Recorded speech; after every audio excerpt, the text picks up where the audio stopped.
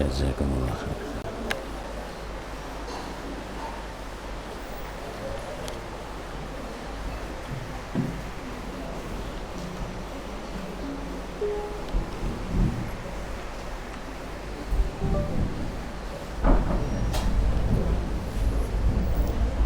Assalamualaikum warahmatullahi wabarakatuh. Alhamdulillahi rabbil alamin. Nahmaduhu wa nasta'inuhu wa nastaghfiruh wa natubu ilaih wa na'udzu billahi min syururi anfusina wa sayyiati a'malina. Man yahdihillahu fala mudhillalah wa may yudlil fala hadiyalah.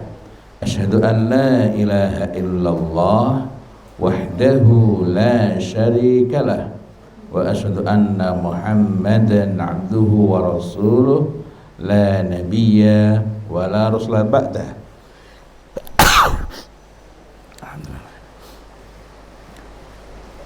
Allahumma salli wa sallim ala sayyidina Muhammad wa ala alihi wa ashabihi wa man tabi'ahum bi ihsanin ila yaumil qiyamah, amma ba'd.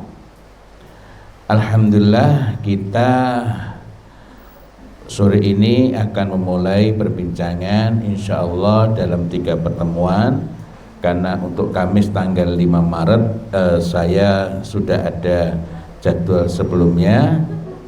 Insyaallah nanti jika memungkinkan saya coba untuk mengganti jadwalnya ke hari yang lain. Apa yang kita perbincangkan pada sore hari dan sore-sore berikutnya di hari Kamis, ada nasihat penting dari Rasulullah Muhammad sallallahu alaihi wasallam. Nasihat ini diberikan oleh Nabiullah Muhammad sallallahu alaihi wasallam kepada Ibnu Abbas radhiyallahu anhuma yang saat itu masih kecil, yakni hulam. Dan dipertegas lagi dalam hadis itu menggunakan ungkapan ya gulayyim, wahai anak kecil.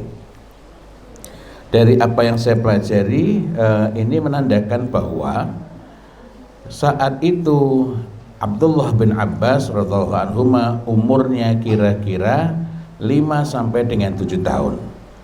Nah, mari kita tengok selengkapnya nasihat tersebut. Yakni ya gulam au ya gulayyim, wahai anak, ya gulam au ya gulayyim, wahai anak kecil. Panggilan atau sebutan ya gulayyim tidak senantiasa bermakna anak kecil, tetapi panggilan yang menunjukkan rasa sayang yang amat sangat kepada seseorang anak. Entah itu masih umur 5 tahun, entah 7 tahun, bahkan sebenarnya ada kalanya dapat dipakai untuk anak umur di atasnya. Rasulullah SAW kemudian bertanya, ala u'allimuka kalimatin yanfa'uka Allah bihinna. Maukah kamu aku ajari beberapa perkataan yang Allah akan memberi manfaat kepadamu dengannya. Dengan apa? Yakni perkataan-perkataan tadi. Artinya yang hendak beliau ajarkan ini merupakan perkataan-perkataan yang sangat penting, yang Allah Ta'ala ridhai, yang Allah Ta'ala sukai. Dan menarik bahwa ini kalau menilik usianya baru 5 sampai dengan 7 tahun, maka Ibnu Abbas radhiyallahu anhu sudah dapat memberikan jawaban yang tegas dan jelas. Faqultu bala, maka aku menjawab bala, ya yang seia-ianya iya. Artinya tidak ada keraguan, mantap betul. Dan ini menandakan berarti saat itu Abdullah bin Abbas radhiyallahu anhu meskipun masih kecil tetapi dapat mengambil pertimbangan dengan baik. Nah, nanti akan kita bahas satu persatu pelan-pelan mengenai pelajaran apa saja yang dapat kita gali, bahkan sebelum memasuki nasihat-nasihat dari Rasulullah Muhammad sallallahu alaihi wasallam yang insyaallah kita akan bahas lebih rinci. Nah, apa yang dinasihatkan oleh Rasulullah Muhammad SAW, nasihat beliau adalah antara lain. Saya mengatakan antara lain karena nanti akan kita bahas lebih rinci di pertemuan-pertemuan berikutnya. Ihfadillah yahfadka, jagalah Allah, yakni jagalah hak-hak Allah, niscaya Allah akan menjagamu. ihfadillah tajidhu amamak, jagalah Allah, niscaya kamu akan mendapatinya di hadapanmu. Ta'rifka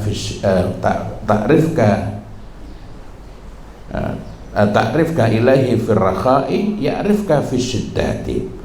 Kenalilah Allah di saat lapangmu, di saat kamu sedang lapang, ya'rifka fisyiddati, maka Allah akan mengenalimu di saat susahmu, di saat beratmu. Sampai di sini saya ingin mengajak Bapak Ibu sekalian untuk menengok nasihat Rasulullah Sallallahu Alaihi Wasallam yang lainnya. Kalau ini kepada Abdullah bin Abbas radhiyallahu anhuma yang saat masih kecil, maka mari kita tengok nasihat Rasulullah Sallallahu Alaihi Wasallam kepada Mu'adz bin Jabal radhiyallahu an yang saat itu sudah ya umurnya kira-kira kalau pakai penanggalan kita sekarang ya kira-kira entah itu 19 tahun, entah 20 tahun gitu ya. Tapi kisaran-kisaran itu berarti masa-masa remaja akhir. Nah, apa yang dikatakan oleh Rasulullah Muhammad SAW? Beliau mengatakan, ya Mu'adz, wahai Mu'adz, qultu, berarti yang menceritakan adalah Mu'adz bin Jabal dalam hadis ini. Aku menjawab, aku berkata, labbaik, aku memenuhi panggilanmu. Jadi ini merupakan adab orang muda, pemuda ketika dipanggil oleh orang yang lebih tua atau Rasulullah Muhammad SAW. Ini labbaik.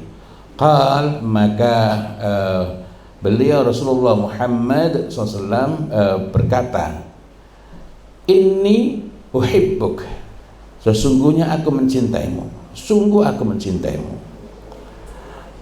Qultu wa ana wallahi, aku pun berkata dan aku pun demi Allah mencintaimu. Beliau SAW bersabda, ana u'allimuka kalimatin, maukah kamu aku ajarkan beberapa perkataan, ya, taquluha fi duburi kulla sholatik, yang kamu baca setiap selesai, setiap akhir dari sholatmu. Aku pun menjawab, qultu na'am, tentu. Kemudian beliau mengajarkan, beliau SAW bersabda, ucapkanlah qul Allahumma a'inni ala dzikrika wa syukrika wa husni ibadatik. Ya Allah, tolonglah aku agar aku senantiasa mengingatmu, agar aku mensyukuri atau bersyukur kepadamu, dan tolonglah aku agar bisa membaguskan ibadahku kepadamu. Ini hadis riwayat Bukhari dalam Adabul Mufrad, Abu Dawud, An-Nasai, Ahmad. Nah, dalam riwayat yang lain ada sedikit perbedaan, ada perbedaan redaksi. Anna Rasulullah sallallahu alaihi wasallam akhadha biyadihi wa qala ya Mu'adz, wallahi inni la uhibbuk. Bahwa Rasulullah SAW menggenggam tangan Mu'adz lalu bersabda, wahai Mu'adz, demi Allah sungguh aku mencintaimu, ya. Wallahi inni la uhibbuk, diulang lagi perkataan itu, demi Allah sungguh aku mencintaimu. Faqal, maka berkatalah, ya, yang berkata siapa? Masih Rasulullah Muhammad SAW. Saya tidak meneruskan perbincangan ini yang nanti ujung nasihat sama, tetapi saya ingin mengajak Bapak Ibu sekalian untuk melihat ada persamaan dan ada perbedaan dari redaksi yang digunakan oleh Rasulullah Muhammad Sallallahu Alaihi Wasallam ketika hendak berbicara kepada anak kecil, yakni Abdullah bin Abbas radhiyallahu anhuma, dan ketika berbicara kepada yang sudah remaja, sudah pemuda. Apa kesamaannya? Apa kesamaannya? Persamaan penting antara nasihat ini yang tadi baru saya bacakan, saya sampaikan, yakni nasihat Rasulullah SAW kepada Mu'adz bin Jabal radhiyallahu an, dengan nasihat Rasulullah kepada Abdullah bin Abbas radhiyallahu anhu tatkala masih kecil, yakni beliau sallallahu alaihi wasallam mendahului dengan pertanyaan, ala u'allimuka kalimatin, maukah kamu aku ajarkan beberapa perkataan. Artinya ini memberikan pelajaran yang sangat berharga. Nasihat-nasihat apalagi yang sangat penting, yang sangat fundamental, hendaklah didahului dengan menyiapkan anak. Tidak langsung kita menyampaikan nasihat-nasihat itu. Dalam ketika Nabi Muhammad SAW memberikan nasihat kepada Ibnu Abbas maupun kepada Mu'adz bin Jabal, sama-sama didahului dengan pertanyaan untuk menanyakan kesediaan. Ala u'allimuka kalimatin, maukah kamu aku ajarkan beberapa perkataan. Artinya beliau itu tidak langsung memberikan pengajaran, melainkan mendahului dengan pertanyaan untuk menyiapkan kesediaan diri. Ya, kesediaan itu apa? Kesediaan diri memperoleh pengajaran. Bedanya jika nasihat kepada Ibnu Abbas radhiyallahu anhuma yang masih kecil diawali dengan panggilan sayang, ya hulam, atau yang menunjukkan rasa sayang lebih besar lagi, lebih sangat lagi, yakni ya hulayim. Maka ketika Rasulullah Muhammad sallallahu alaihi wasallam menyampaikan nasihat kepada kepada Mu'adz bin Jabal yang sudah remaja umur kira-kira 19 atau 20 tahun, maka Rasulullah Muhammad SAW mendahului dengan memanggil namanya, ya, memanggil namanya, kemudian memberikan kedekatan. Tadi sudah digenggam tangannya, jadi suasananya itu terasa hangat, akrab dan nyaman gitu. Sudah digenggam tangannya, begitu pun nggak langsung ngasih nasihat, melainkan di dalam hadis yang pertama tadi beliau menggunakan ungkapan inni uhibbuk, sungguh aku mencintaimu, ya. Jadi inni uhibbuk. Sedangkan di dalam hadis yang redaksi yang kedua tadi ungkapannya lebih tegas lagi, wallahi, seandainya wallahi inni uhibbuk, itu sudah menunjukkan kualitas atau penyangatan yang lebih besar, menekankan ungkapan yang lebih kokoh dibanding yang pertama. Tetapi ini masih menggunakan ungkapan yang lebih kuat lagi, sudah didahului dengan sumpah wallahi, demi Allah, ini sesungguhnya aku, itu masih ditambahi dengan penegasan dengan ungkapan la uhibbuk. Jadi dengan ungkapan menggunakan lam taukid, lam yang menyangatkan, la uhibbuk, sungguh-sungguh benar-benar aku mencintaimu. Jadi andai kata nggak pakai kata wallahi, itu sudah menyangatkan yang amat sangat, apalagi dengan menggunakan kata wallahi. Di sisi lain, andai kata wallahi tadi tidak diikuti dengan la uhibbuk, cukup wallahi inni uhibbuk, itu sudah amat sangat kuat. Tetapi ternyata di dalam perkataan Nabiullah Muhammad SAW justru beliau menggunakan wallahi inni la uhibbuk, itu pun diulang 2 kali, wallahi inni la uhibbuk, ya. Kemudian Rasulullah SAW melanjutkan, usika ya Mu'adz, aku berwasiat kepadamu wahai Mu'adz. Nah, ini jadi di sini sama-sama, ya. Kalau tadi itu Rasulullah tanya dulu di redaksi yang pertama, ala u'allimuka kalimatin, maka di sini setelah ditegaskan perasaannya, wallahi inni la uhibbuk, wallahi inni la uhibbuk, itu pun kemudian Rasulullah SAW tidak langsung memberikan nasihat-nasihatnya, melainkan masih menambahi dengan ungkapan usika ya Mu'adz, aku berwasiat kepadamu wahai Mu'adz. Ini mengingatkan kita juga di dalam redaksi yang lain, nasihat Rasulullah SAW kepada Ibnu Abbas radhiyallahu anhu didahului dengan perkataan inni u'allimuka kalimatin, sesungguhnya aku akan mengajar kepada kamu beberapa perkataan. Nah, terlepas dari berbagai hal tersebut, maka kita mendapati bahwa nasihat-nasihat yang memberikan pengaruh sangat besar, betul-betul didengarkan oleh anak itu adalah nasihat yang didahului dengan mendekatkan hubungan batin antara antara yang menyampaikan nasihat dalam hal ini adalah Rasulullah Muhammad SAW dan yang mau dinasihati, itu pun dengan didahului menyiapkan mentalnya. Ala u'allimuka kalimatin atau inni u'allimuka kalimatin. Nah, kita lanjutkan kembali perbincangan kita berkenaan dengan hal ini. Nah,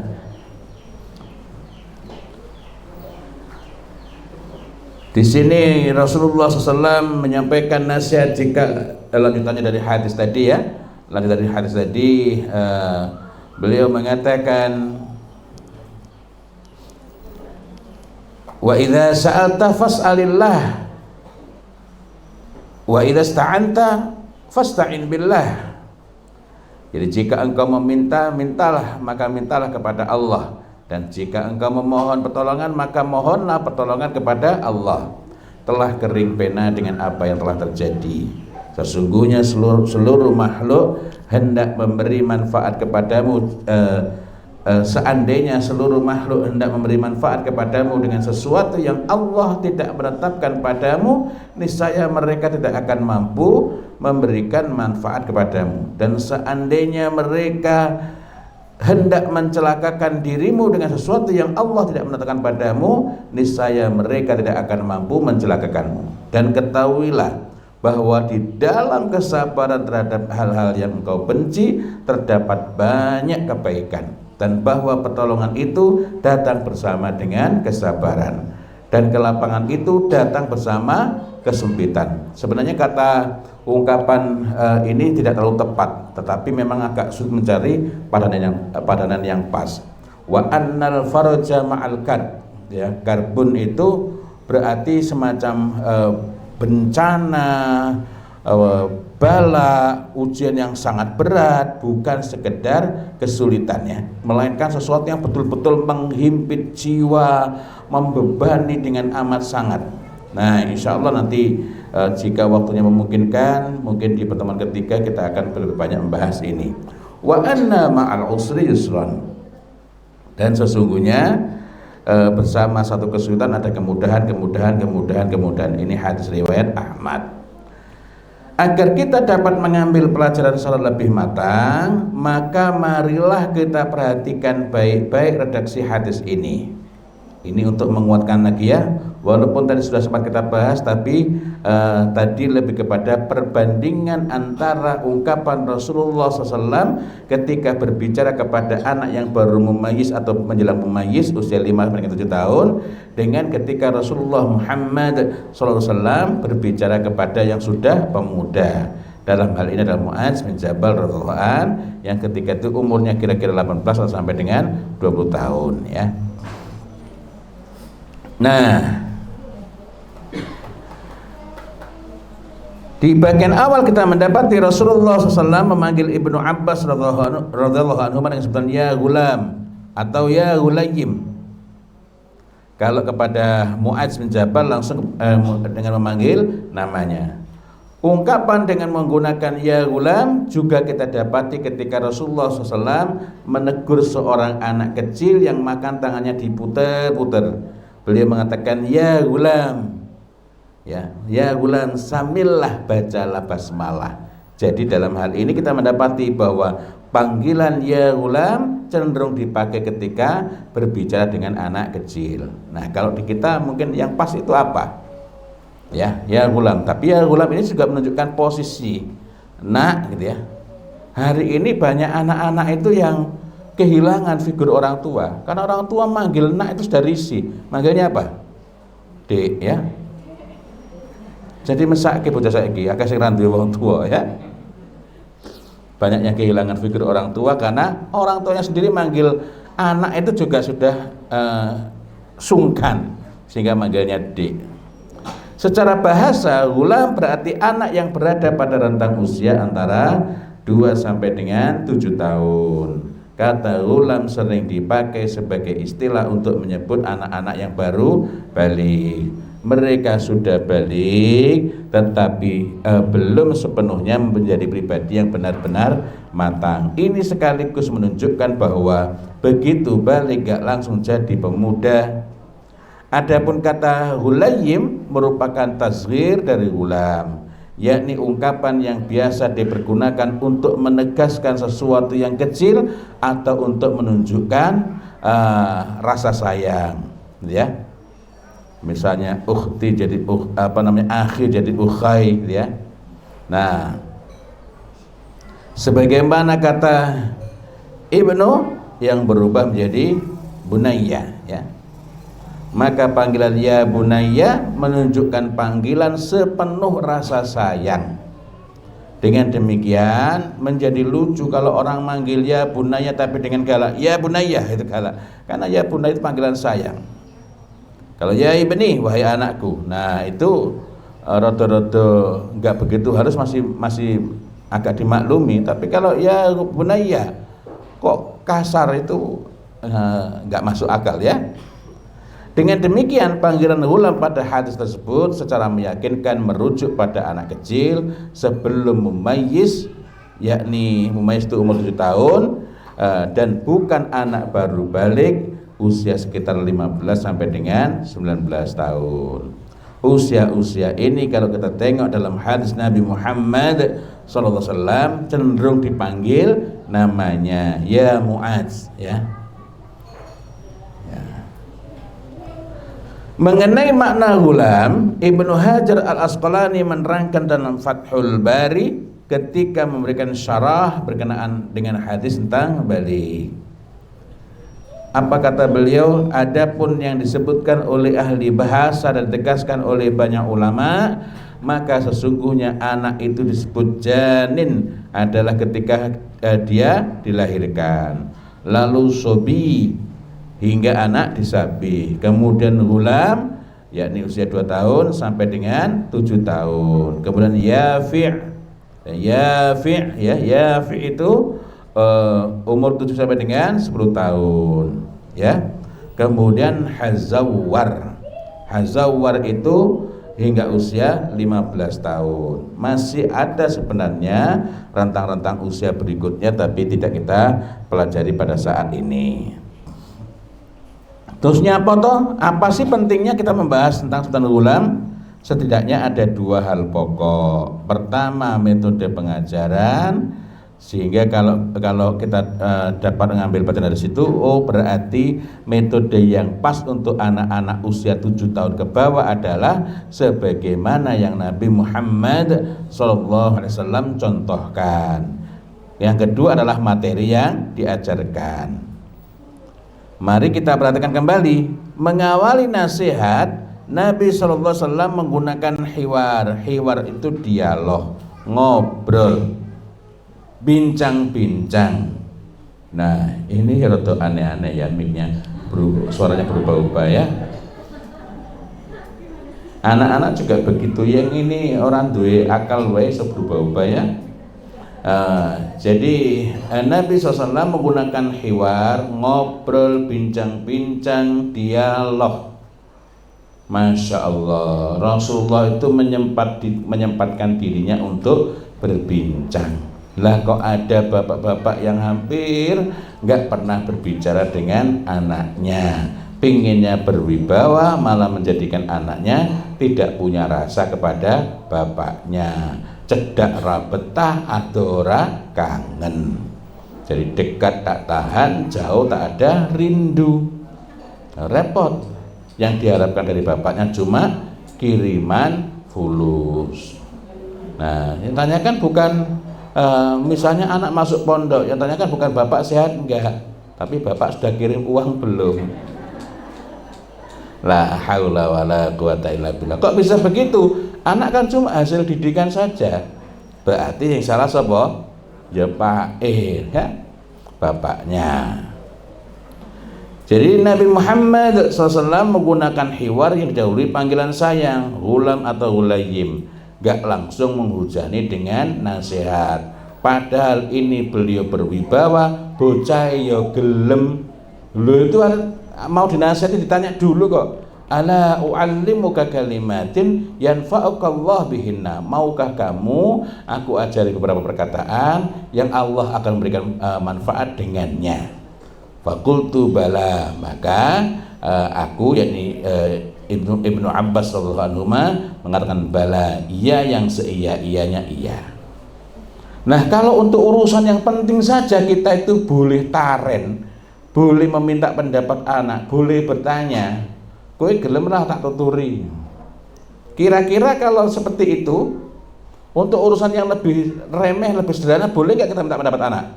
Le, sesuk kowe arep sahur apa le? Steak. Waduh le, Pak Mulan rano ragate le, ini uangnya nggak ada.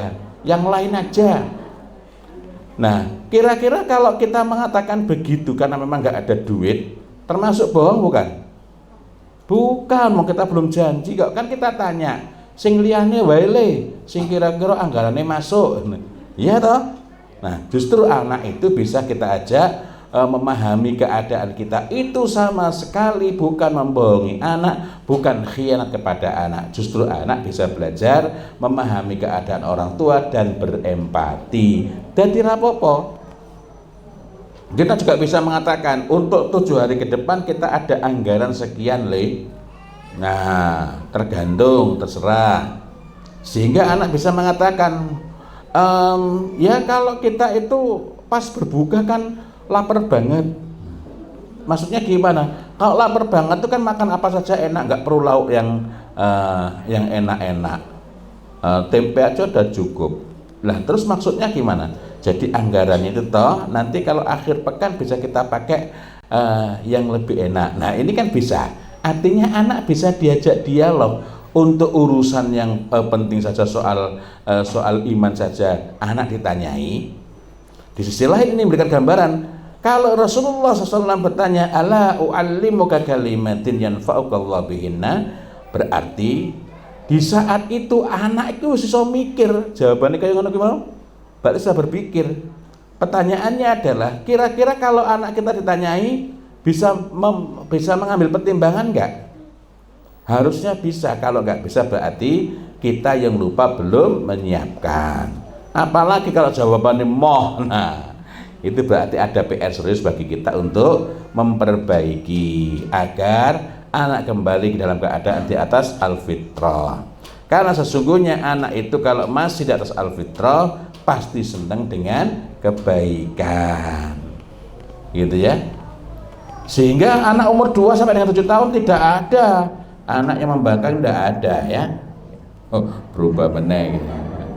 Masya Allah, nggak ada anak yang membangkang, tidak ada. Oh, tapi anak tanya terus, ya memang persiapan karena umur 2 tahun itu persiapan untuk mumayyiz agar pada saat anak nanti umur 7 tahun benar-benar dapat membedakan baik dan buruk, benar dan salah dengan akalnya.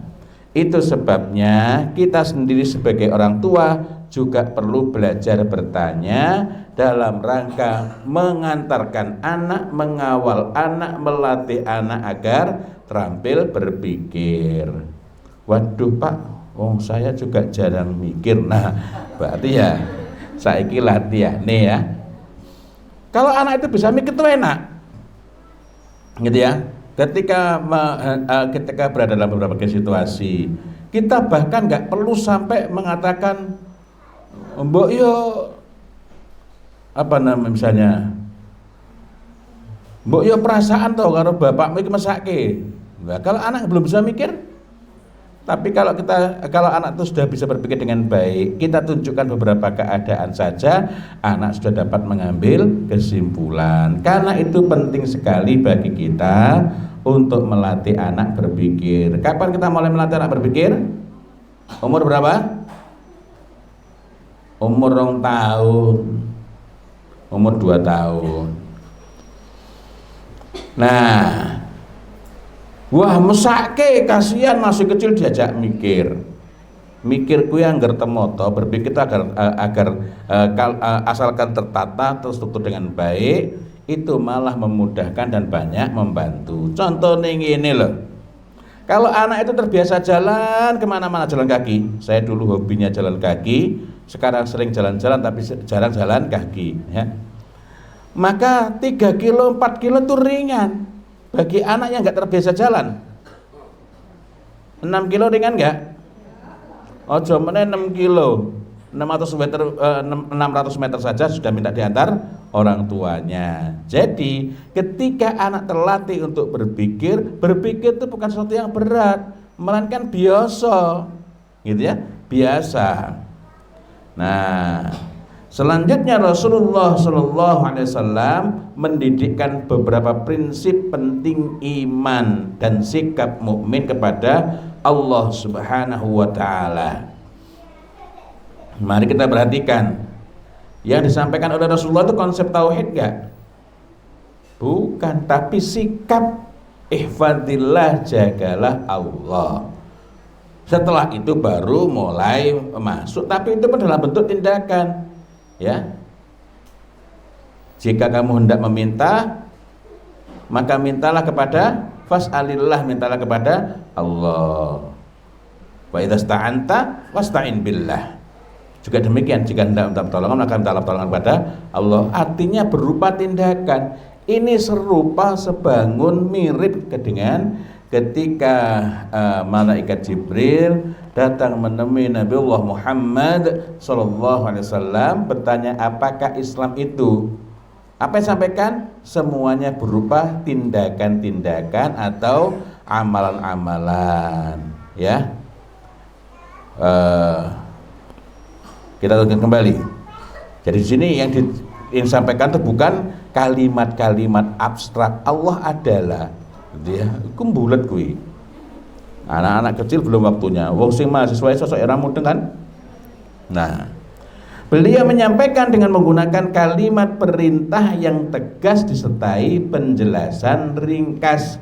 Ini hal pentingnya, ada kalimat perintah yang tegas kemudian disertai dengan penjelasan ringkas. Jadi bukan cuma perintah dan bukan cuma informasi. Kalau cuma informasi, anak itu dapat menangkap penjelasan tapi tidak masuk pada sikap dan keyakinan. Banyak toh anak yang bisa menjelaskan tapi tidak tergugah oleh hal-hal yang dia mampu menjelaskan. Kenapa? Karena sikap dan keyakinan itu berbeda sekali dengan pengetahuan dan pemahaman. Bahaya rokok mudeng-mudeng, kok ngerokok enak Nah, kenapa? Karena paham bahaya rokok itu soal pengetahuan, sementara sikap itu hal yang berbeda. Menyampaikan menggunakan kalimat-kalimat perintah itu hubungannya dengan menegaskan berkenaan dengan sikap dan keyakinan, gitu ya. Jadi penggunaan kalimat-kalimat perintah yang terang, jelas dan tegas ini sekaligus menunjukkan bahwa tidak ada masalah menggunakan kalimat perintah di dalam mendidik anak di bawah usia 7 tahun. Dan ini sangat penting. Ini merupakan pendekatan yang sangat penting untuk membentuk keyakinan dan sikap dalam jiwa, bukan sekedar menjadi pengetahuan yang tidak memberi bekas kepada perilaku. Oke, bocah pinter, wah jelas apik, tetapi hatinya bebal, mati rasa. Mae wis nganti nangis-nangis tapi tidak tergerak untuk membantu sedikit pun. Kenapa? Karena hanya pengetahuannya yang bekerja, sementara sikap dan keyakinannya lemah. Nah, karena itu saya ingin menegaskan kembali bahwa menggunakan kalimat perintah dalam mendidik anak di bawah usia 7 tahun itu sama sekali tidak ada masalah. Bahkan inilah yang seharusnya kita kerjakan. Lebih-lebih ketika kita hendak menanamkan keimanan, menumbuhkan sikap dan menguatkan keyakinan. Justru keyakinan itu sulit tumbuh jika kita menyampaikan hanya dalam bentuk kalimat berita dan bukan kalimat perintah. Bagaimana dengan kalimat larangan? Sama. Penggunaan kalimat larangan diperlukan untuk menegaskan perintah, menanamkan keyakinan dan membangun sikap. Jadi ada 3 hal, yakni kalimat perintah itu bentuknya langsung, kalimat larangan itu bentuknya langsung larangan. Pertama, untuk menegaskan perintah, antrilah, jangan memotong barisan, berarti menegaskan perintah, menanamkan keyakinan dan untuk membangun sikap. Keduanya, yakni perintah dan larangan, akan sangat bermanfaat jika disertai penjelasan yang kuat dan jelas. Penjelasan itu bisa mendahului perintah maupun larangan, bisa pula mengikuti, yakni perintah dulu atau larangan dulu baru kemudian ada penjelasan. Gak masalah. Yang menjadi masalah itu kalau sedikit-sedikit perintah, sedikit-sedikit larangan. Orang ono penjelasan nih, gak ada penjelasan, gak ada kedekatan batin antara anak dan orang tua. Nah tadi itu Masya Allah, ketika Nabi Muhammad SAW menyampaikan nasihat kepada Mu'adz bin Jabal radhiyallahu an, didahului setelah panggilan, didahului wallahi inni la uhibbuk, wallahi inni la uhibbuk. Baru kemudian itu pun gak langsung diikuti dengan nasihat. Baru kemudian Rasulullah SAW menyampaikan kepada Mu'adz bin Jabal apa yang disampaikan tadi. Nah, apa yang disampaikan tadi? Yang disampaikan tadi adalah usika ya Mu'adz, aku berwasiat kepadamu. Artinya nggak langsung kepada wasiatnya, nasihatnya, melainkan didahului dengan menyiapkan dulu. Nah Masya Allah, jadi ini yang harus kita lakukan. Maka kalau anak-anak kita manggilnya sudah enak, nggak ada kedekatan, langsung dilarang, langsung diperintah, dan anak nggak bergerak, kira-kira kesalahannya di mana? Pada siapa? Pak Mbok atau anaknya? Nah, gitu ya. Masya Allah. Dan di sini kita mendapati pelajaran juga ketika Rasulullah SAW mengajarkan kepada Mu'adz bin Jabal radhiyallahu an, Allahumma a'inni ala dzikrika. A'inni, bukan Allahumma ja'alni, tapi Allahumma a'inni, ya Allah aku mohon pertolongan kepada engkau ya. Mohon pertolongan. Apa sih bedanya dengan ya Allah jadikan aku mengingatmu ya. Jadi dengan ya Allah tolonglah aku, beda enggak? Ya Allah jadikan aku dengan ya Allah tolonglah aku, beda enggak?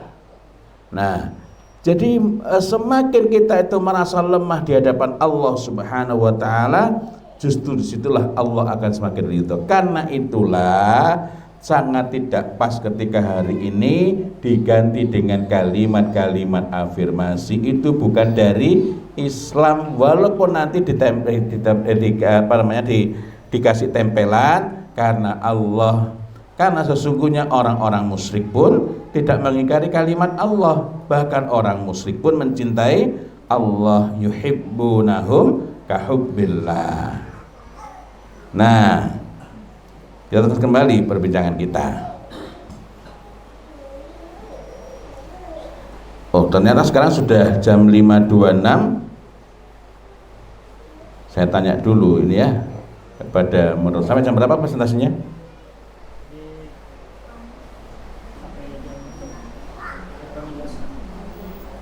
Presentasinya ya, nggak pakai tanya jawab, pakai.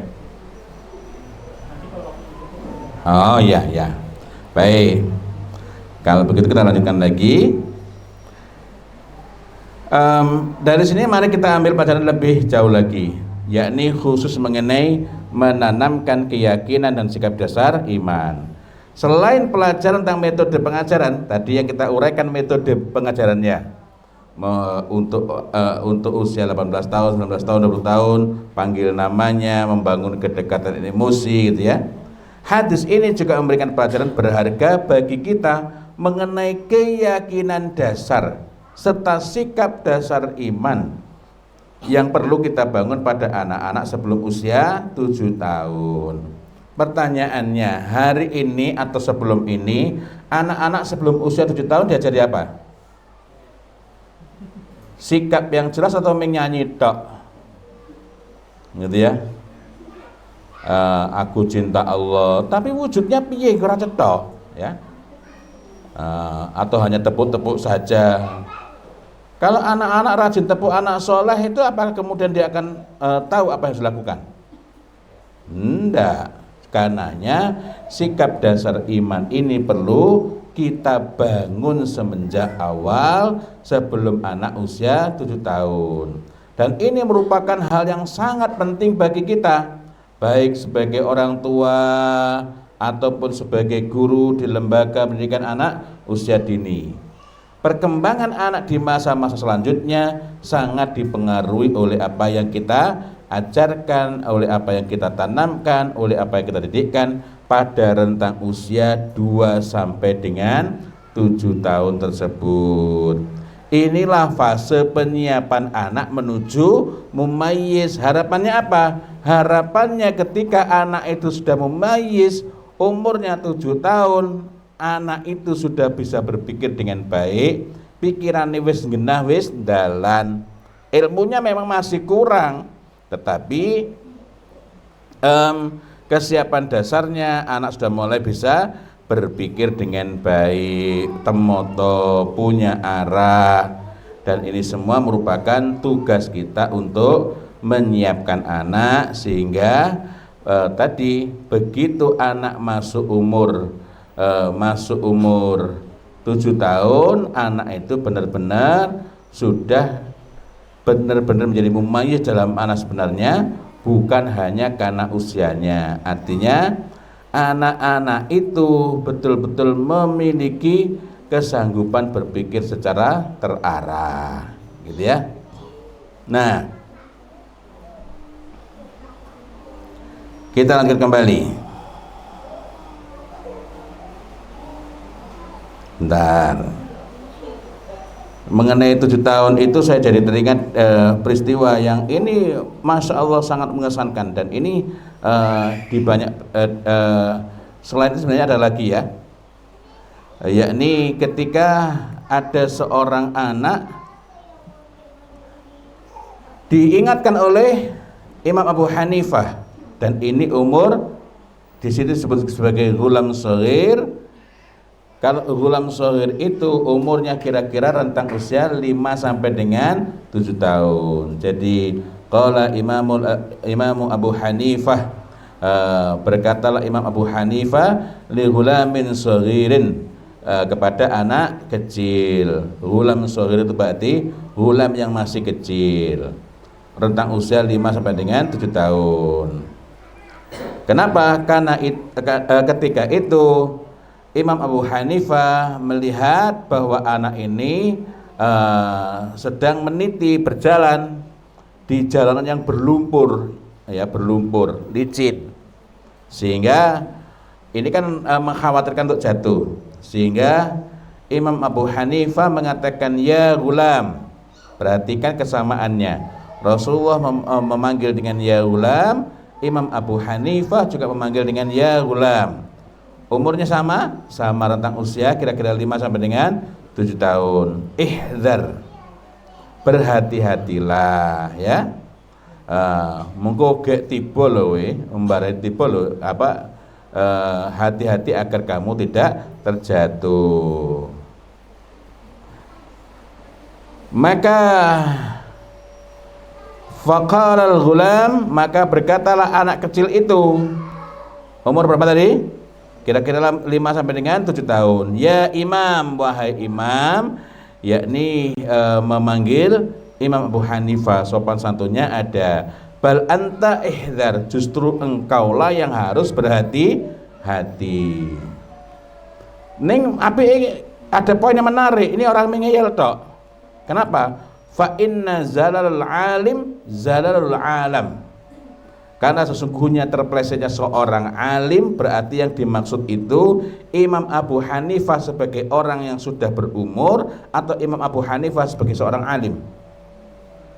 Sebagai seorang alim, terpelesetnya ulama itu terpelesetnya seluruh alam semesta ini. Artinya anak umur 7 tahun sudah mampu berpikir dengan baik, wis temoto. Berarti kalau begitu, ini kira-kira ujuk-ujuk dumadaan tiba-tiba anak mampu mikir jeru kaya ngono kuwi atau disiapkan. Nah, kita juga menjumpai kasus-kasus yang lain dan ini semua memberi pelajaran kepada kita, terlebih di saat sekarang banyak anak-anak yang rapuh mentalnya gara-gara posting status nggak ada yang like sudah stres, ya. Sangat menarik memperhatikan bahwa bagian awal hadis ini Nabi SAW memulai dari pertanyaan, bukan langsung menyampaikan nasihat-nasihat.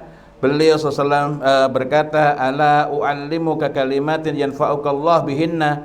Maukah kamu aku ajari beberapa perkataan yang Allah akan memberi manfaat dengannya. Ini merupakan pertanyaan yang menyentuh ranah atifi, ya, majalah atifi, ranah afektif anak, bukan kognisinya. Nah, ketika anak tergugah dan menunjukkan kesediaan, maka ia lebih siap untuk menerima nasihat. Dalam riwayat Tirmidzi tadi, hadis riwayat Ahmad, kita menjumpai redaksi yang berbeda. Rasulullah SAW mengawali dengan perkataan, inni u'allimuka kalimatin. Sesungguhnya aku akan mengajarkan kepada kamu beberapa perkataan. Kalimat ini memberi manfaat yang hampir serupa, yakni menyiapkan anak untuk menerima nasihat dengan baik. Beliau menyampaikan kalimat tersebut setelah mengawalinya dengan panggilan ya gulam, atau anakku sayang, ya, kalau ya gulayim, yang dapat mendekatkan perasaan anak. Jadi kepada anak-anak umur segitu ya harus disiapkan, kepada remaja yang bahkan umurnya sudah mau 20 tahun atau bahkan 20 tahun lebih juga harus disiapkan sebelum memberikan nasihat. Nah, pertanyaannya, kita lakukan nggak ketika kita lagi negur anak kita? Nego, ya, langsung, kamu kan harusnya tahu, mau minum belum minum jadinya tiba-tiba hilang hausnya, ya. Kembali pada pertanyaan untuk mengawali nasihat, anak-anak umur 2 sampai dengan 7 tahun normalnya kalau tidak seperti itu maka kita yang perlu gelisah. Normalnya anak akan mulai banyak bertanya, dan ini merupakan sesuatu yang sangat penting. Pertanyaan yang baik itu setengah dari ilmu. Maka kalau anak banyak bertanya kok pertanyaannya orang mutu, itu berarti PR bagi kita untuk ngajari anak, memperbaiki anak sehingga muncullah pertanyaan-pertanyaan yang bermutu. Sebagian orang tua kerepotan karena anak sibuk bertanya tentang mengenai zat Allah. Nah, kenapa pertanyaan itu yang muncul? Karena yang kita ajarkan juga mengenai konsep-konsep zat Allah, bandingkan dengan nasihat Rasulullah Muhammad SAW tadi. Beliau menasihatkan apa? Bukan mengenai zat Allah, tidak. Tetapi nanti kalau semakin lama anak itu menghayati, maka tauhidnya juga akan beres. Tadi, jagalah hak Allah. Pertanyaannya kemudian hak Allah itu apa saja? Pertanyaannya bukan berkenaan dengan zat Allah. Kalau tanya misalnya Allah itu maha besar, besarnya gimana? Umur 3 tahun, 4 tahun atau 7 tahun, kadang-kadang kita yang jadi puyeng, ya. Kenapa? Karena rangsangannya salah, yang kita sampaikan salah, gitu ya. Membahas mengenai Allah itu di mana nganti saiki dadi perdebatan di antara para ulama, kadang-kadang malah jadi bengkerengan, ya, antara salafi dengan salafiyah. Ini sebutan-sebutan saja, ini contoh-contoh saja, ya, dan lain-lainnya masih menjadi perdebatan di bangku-bangku kuliah. Nah, Jadi pertanyaan yang baik itu setengah dari ilmu. Anak yang bertanya menandakan terjadinya proses berpikir yang aktif pada dirinya. Kalau anak nggak banyak bertanya, jangan-jangan karena pikirannya ini sudah mati. Saya membaca buku judulnya The Shallows ya. Nah, di dalam buku The Shallows itu tunjukkan gejala-gejala fenomena shallowing, pendangkalan. Kalau anak itu tiap hari scrolling, maka pikirannya nggak berkembang karena hanya bersifat absorbing, hanya menyerap saja, urung sempat mikir terus ganti video lain yang pendek, sehingga menyebabkan anak kelelahan secara mental, rako bermikir. Kalau rako bermikir, akhirnya anak menjadi sumbu pendek, lebih cepat nesu, lebih cepat tersinggung, lebih cepat marah-marah, dan cenderung sifatnya impulsif, pengen sesuatu maunya sekarang minta, sekarang juga dipenuhi. Maka tugas kita adalah memanfaatkan kesempatan yang sangat berharga ini, yakni usia 2 sampai dengan 7 tahun, di mana anak-anak banyak bertanya itu, agar akal anak berkembang, dan bukan cuma berkembangnya baik dan terarah.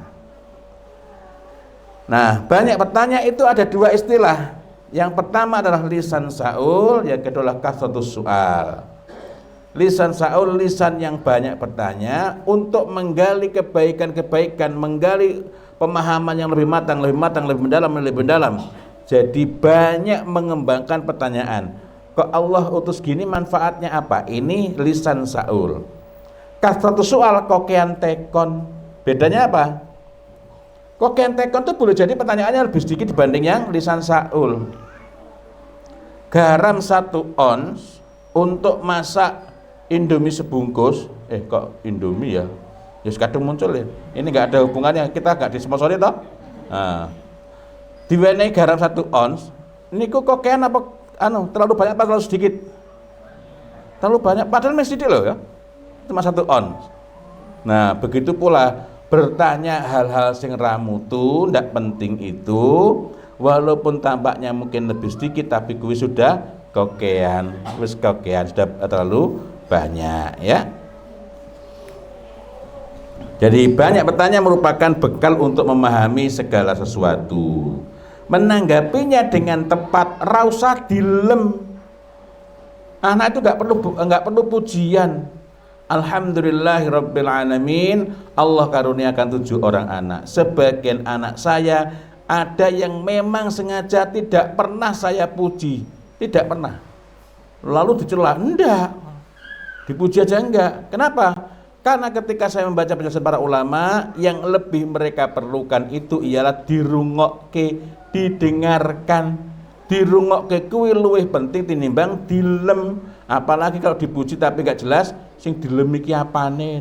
Masya Allah, hebat sekali, luar biasa. Yang luar biasanya apa? Ya kamu biasa di luar enggak?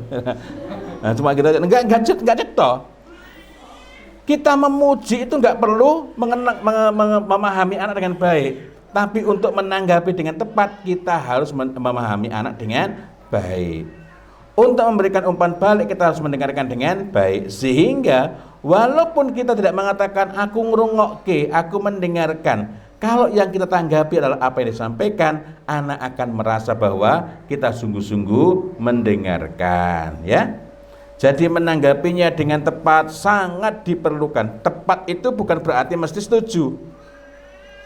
Sebentar nak, kayaknya kita beda pendapat nak. Enggak masalah. Anak itu terbiasa untuk berbeda, dan berbeda itu bukan berarti saling bermusuhan, saling bertentangan. Saya jadi teringat kemarin saya membahas kan, sering begitu kan, ada yang tanya misalnya entah itu Ramadan, entah nanti lebarannya kapan? Alhamdulillah 1 Syawal. Nah itu kan ada yang kemudian bertanya lebih lanjut.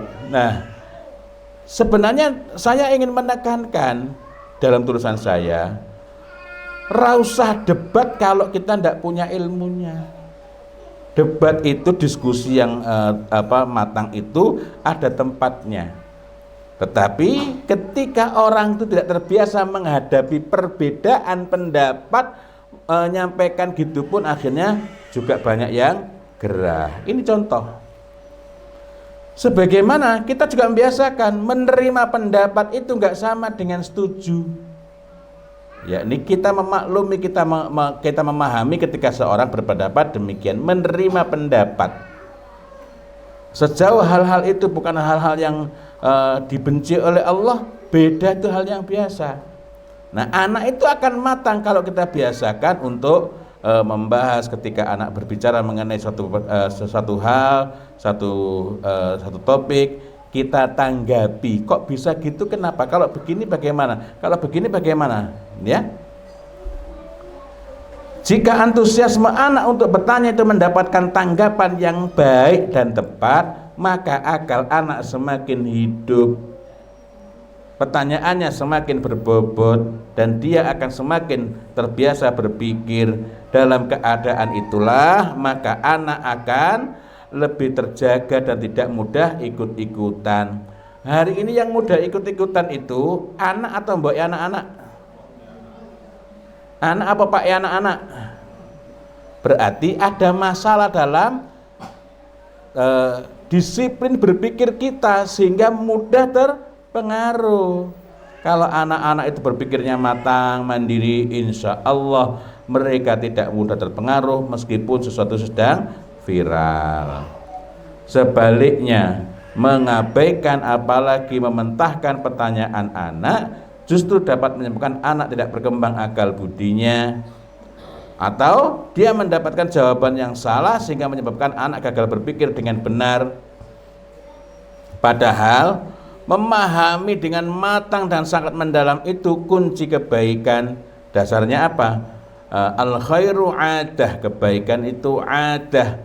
Adah secara bahasa maknanya kebiasaan. Tapi dalam syarah As-Sindi, al khairu adah maknanya adalah pada dasarnya setiap orang itu lahir dalam keadaan baik, mencintai kebaikan, mudah diajak kepada kebaikan, karena setiap orang itu lahir alal fitrah, di atas al fitrah. Wa syarru lajajah, dan keburukan itu adalah lajajah. Lajajah itu apa?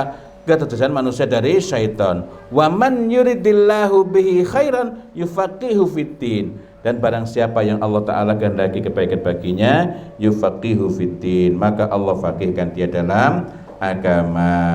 Nah, lalu bagaimana caranya agar faqih dalam agama? Ibnu Abbas radhiyallahu anhu mengatakan bilisanin saulin wa qalbin aqulin, dengan lisan yang banyak bertanya. Karena itulah kalau kita itu pingin agar anak-anak kita itu mikir temoto, tidak mudah terpengaruh oleh temannya, maksudnya pengaruh sing elek-elek itu, maka yang kita perlukan bukan orang usah gampang terpengaruh oleh, melainkan membiasakan berpikir, menakar, menimbang-nimbang alasan, menimbang-nimbang hujjah dari berbagai keadaan itu. Sehingga contoh, anak umur 5 tahun, aku dibeliin kaos ya, kaos yang begini, kok beli kaos itu kenapa? Kita bertanya. Kalau aku dibeliin, kalau kamu pengen beli itu kenapa? Jadi anak itu terbiasa punya alasan, walaupun pada awalnya mungkin masih mencari-cari alasan, tetapi ketika terbiasa maka anak itu sungguh-sungguh memiliki alasan yang hakiki, alasan yang sesungguhnya, ya. Nah, kalau sudah bergerak berarti waktunya mau habis ya. Nah,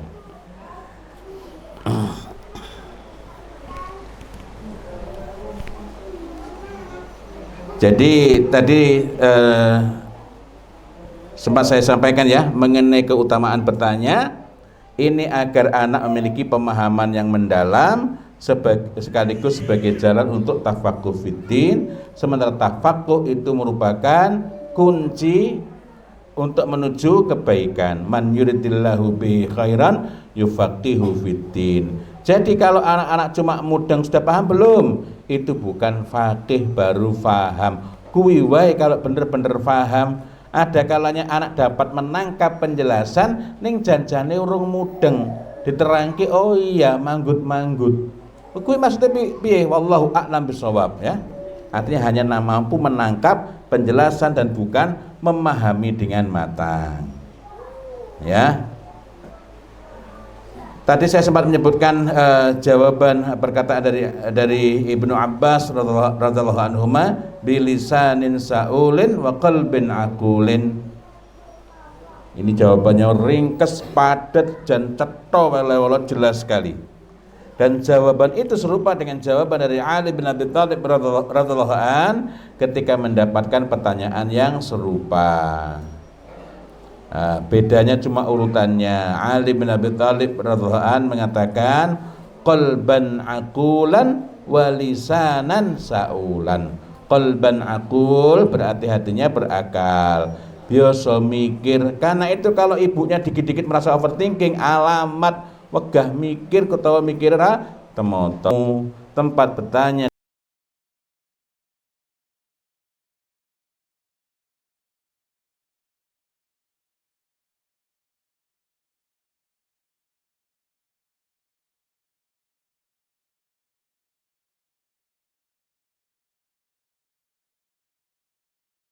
dari para sahabat yang lainnya, ya.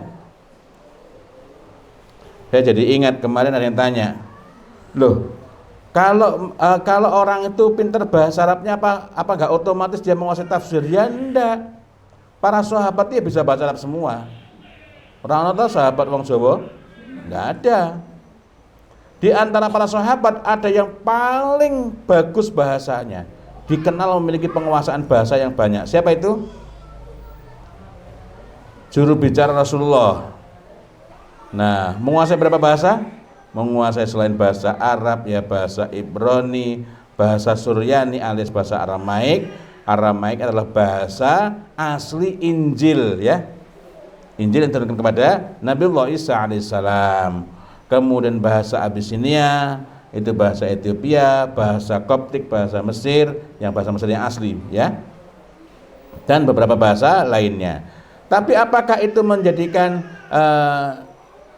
menjadikannya sebagai orang yang memiliki otoritas dalam tafsir? Tidak.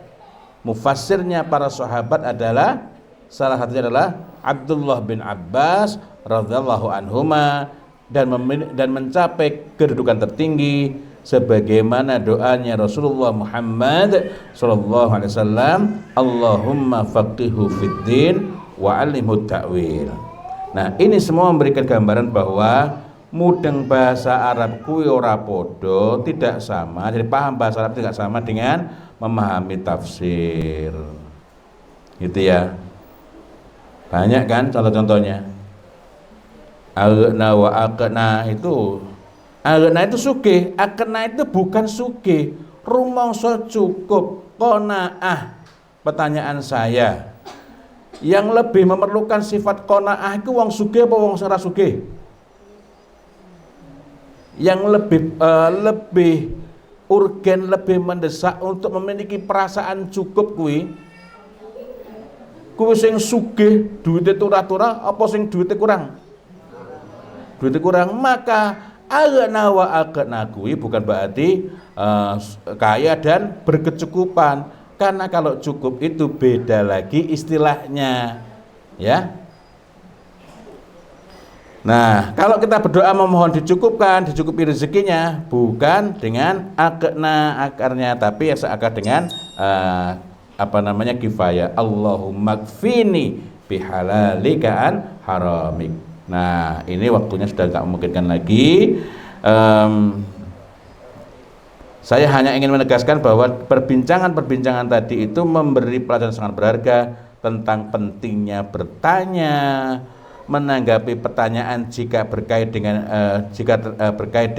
dengan mendidik, ya, dan belajar menyusun pertanyaan yang baik, pertanyaan yang berharga menurut takaran agama ini, sehingga anak terbiasa untuk berpikir kritis.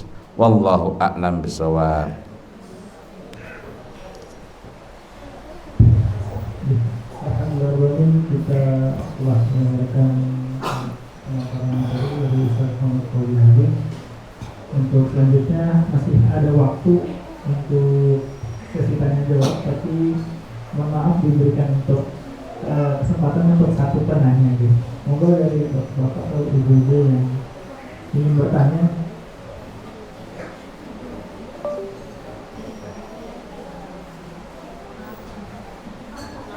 Dari bapak-bapak ada yang mau ditanya?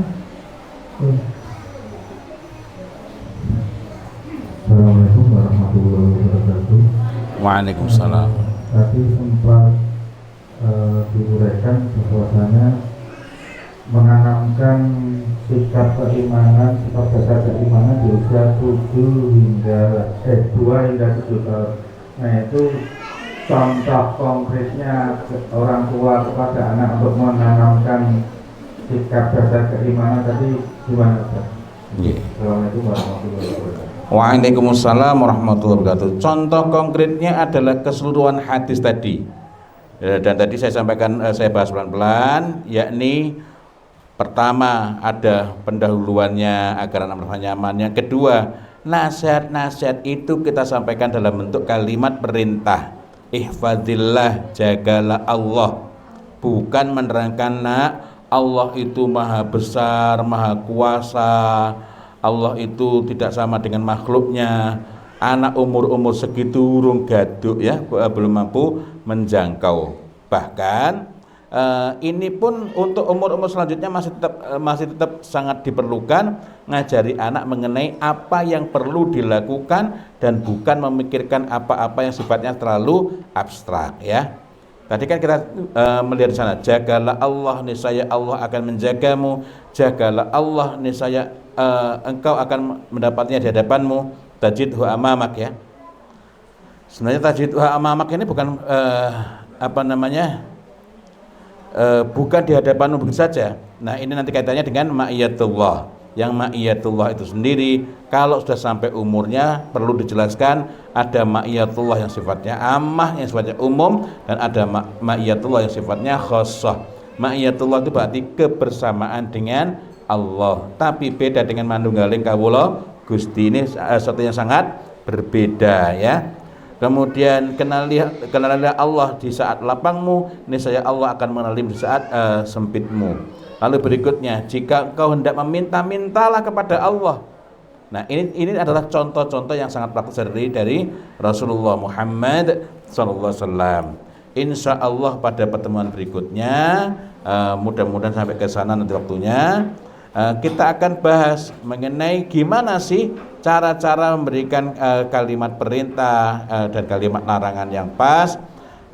Saya sedang menimbang-nimbang kemungkinan untuk pakai sentrongan biar lebih mudah dilihat ya, sehingga kita dapat menakar apa saja yang perlu kita sampaikan dengan menggunakan kalimat perintah, apa saja yang perlu kita sampaikan dengan menggunakan kalimat larangan.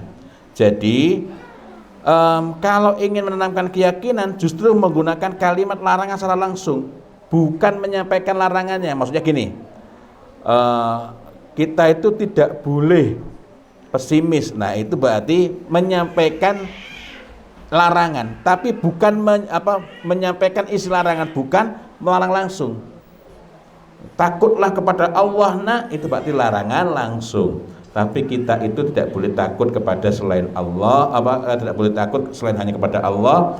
Itu berarti menyampaikan informasi isi larangan. Nah yang menjadikan anak yakin itu adalah kalimat langsung berupa larangan. Wallahu a'lam bishawab.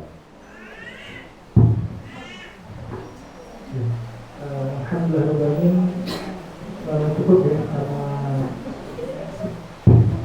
sebentar lagi kita akan berbuka. Dan jazakallah khair kepada Ustaz Muhammad Faudil Azim yang telah menyampaikan materi. Semoga yang disampaikan ini bermanfaat. Sebelum itu ada pengumuman dari panitia untuk bapak-bapak sholatnya nanti di masjid ini. Untuk ibu-ibu sholatnya di perpustakaan di sini. Untuk kamar mandi bapak-bapak ada di sebelah timur ini. Untuk sedangkan kamar mandi ibu-ibu ada di sebelah barat ujung gedung. Monggo nanti setelah selesai makan, gelas, mangkok dan lepeknya bisa ditaruh di meja yang ada di depan. Kemudian masih dibuka juga donasi untuk berbuka puasa Ramadan yang seharinya itu membutuhkan sekitar 1.800.000. Jika